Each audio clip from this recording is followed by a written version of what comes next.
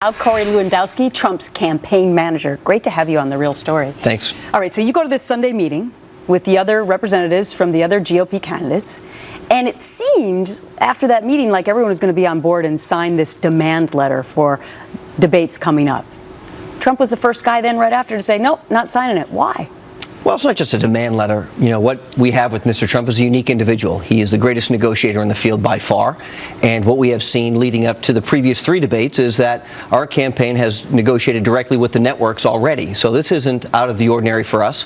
We partnered with Dr. Ben Carson in the last debate to ensure that CNBC limited their structure to 2 hours, allowed some type of opening question and a closing, which wasn't originally part of it. So what we feel is having someone like Mr. Trump at the helm of our campaign, we feel we can negotiate the best deal for us directly with the executives of the network. Okay, so some of the criteria that came out of that meeting was that the candidates wanted to have control over the air temperature in the hall. They wanted to have control over the network's kinds of graphics that they made. I mean, some of these demands seemed a little excessive because they weren't really even about content. Is that what you and Mr. Trump did not agree with, or was it something else? I think what we want to say is, look, let's go and have a lively debate. If the networks want to set the criteria of who's going to be on what is considered the main debate stage, then that's perfectly fine by us. If they want to ask the tough questions, I think Mr. Trump has a clear history of answering the hardest questions from each of the last three debates. All of the pundits have said that he's won these debates, so we feel very comfortable with his debating skills.